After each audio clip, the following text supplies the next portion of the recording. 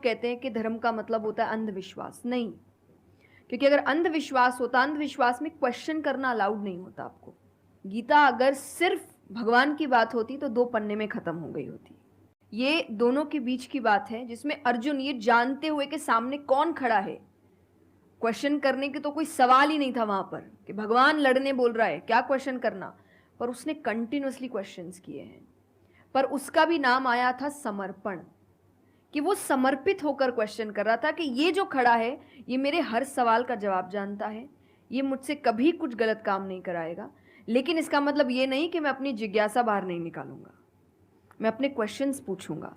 तो भक्ति का अर्थ यही होता है कि पहला निष्काम होता है, क्या फायदा मत ढूंढिए कि मेरा काम नहीं हुआ तो भगवान है ही नहीं, भाई भगवान कहाँ है, भगवान होते तो ऐसा होता क्या, वो तो इंसान है इसीलिए ऐसे हो रहे काम।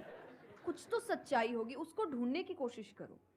मैं धर्म के लिए हमेशा कहती हूं कि आपको ढूंढना पड़ेगा भगवान। मेरे पापा ने मुझे एक बात कही थी, भगवान मानने की चीज है, जानने की नहीं। जानना क्या होता है, पहले इस्तेमाल करे फिर विश्वास करे।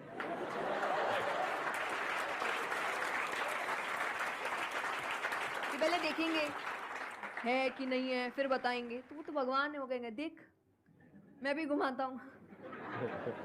वो भगवान है भाई, उनको अगर आप बोलोगे कि मेरे सामने आ, मुझे दिखा तू है कि नहीं, तो बोलेंगे घूम, नहीं दिखाता, कभी नहीं हुई, नहीं जा। तो भगवान मानने की चीज है, मानो वो अपने आप जना देंगे वो कहाँ है।